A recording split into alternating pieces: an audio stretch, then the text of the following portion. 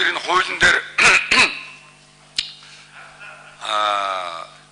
тэргүүн шадар сайдын багцанд байсан асуудлыг шадар сайд, хууль зүйн сайд шилжүүлэх асуудал ингээ яриад байсан бол зүв байсан юм аа. Төсвийн тодтгол бол ярих шаардлагагүй манай намын бүлэгч шийдсэн байсан. Зориуд энд оруулж ирж байгаа нь бол улс төр их жил оруулж ирсэн гэдэг нь их ойлгомжтой болоод төсвийн тодтголоор улс төр хийж байна л да. Уг нь бол манай бүлгийн дарга инх төвшин чи 2007 онд боловсрол соёлын сайд байсан шүү дээ.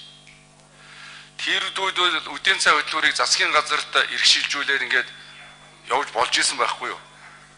Болж байгаа юмыг л тэгээд болохгүй болгоод л зориуд энд орж ирээд л баахан тэмэрлэлээр улс төр хийгээд байгаа юм чи биш үү?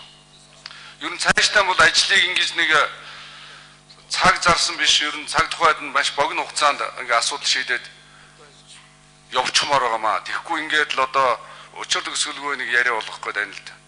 Тэм учраас өгнө энийг засгийн газарт иргэшилжүүлээ явуулсан бол маш их богино хугацаанд асуудлыг шийдээд явуучих хугацаа алдахгүй зүйл байгаа. За хоёрдугаар асуудал бол би засгийн газарт Дэмэрэл даргач гэсэн одоо нэг хэлэхээр зүйл байгаа юм. Энэ 4 удаа улсын хурлын тогтоол гарсан. Тэгээ энэ бензин шатхууны агуулгын асуудлыг бид байнга ярьж байгаа. Олон жил ярьлаа. Тэгээ би сая энэ сангийн яамны нөхдүүдээс асуухад нийт агуулга барихад 22 тэрбум төгрөг төслөгдсөн. Энэ жилийн хувьд бол ерөөсөн 750 сая төгрөг. Өөрөөр хэлэх юм бол агуулга барих мөнгөний 3.5-аас 4% энэ жил гаргачаад тэгэхээр чи энэ жил бол агуулга барихсаа тийм ухтхан байхгүй болчихлоо шүү дээ.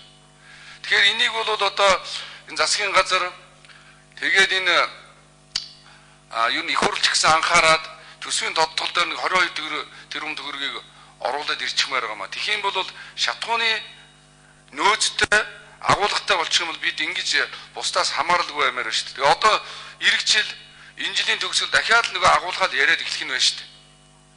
Тэгээ бүх одоо энэ инфляц, үн мөнтер гэж яриад байгаа ихний их үүсвэр нь ерөөсөө шатхуунтай холбоотой байгаа шүү дээ. Тэрнээс үтер Монгол банк энтертэй холбоотой юм бол бага юм байлээ дээ. Үнэхээр л нэг өдөр шийдвэр гаргаад л тэгээ бүгдөө үгсэж ягаад 13-аас 16% нэг өдөр үнэ нэмждэг юм гэж байхгүй шүү дээ. Тэгэхээр энэ ерөөсөө энэ инфляцид нөлөөлж байгаа, үнэнд нөлөөлж байгаа их үүсвэр нь бол гадаадаас хамааралтай шатхуун байгаад байгаа маа. Одоо шатхууны үйлдвэрлэлийн дэг одоо онцгойлон анхаарах хэрэгтэй. Би тухайн Монгол Ардын нам дээр энэ ажлын хэсгийг ахалж явж байгаа. Ерөөсөө шатхууны асуудал, энэ нефт үйлдвэрлэх асуудал, агуулгын асуудлыг хариуцсан энэ бүрэн эрх төлөөлөгч гэдэг хүн асуудалд хариуцж ерөөсөө энийг нэг хүн хариуцахгүй бол одоо ерөөсөө нэг хариуц хийсэн байхгүй. Би дахин хэлж яхад 4 удаа улсын хурлын тогтоол, 3 удаа засгийн газрын шийдвэр, 7 шийдвэр гараад хэрэгжихгүй байгаа энэ асуудлыг тодорхой нэг хүнд хариуцуулж өгөх асуудлыг хүртэл яригдж байгаа. Ийм учраас бол энийг 22 тэрбум төгрөгийг нь бол энэ төсвийн тодтгол байдаг юм уу? Энэ одоо их хурлаас тодорхой чиглэл өгөх ёстой гэж ингэж бодож байна.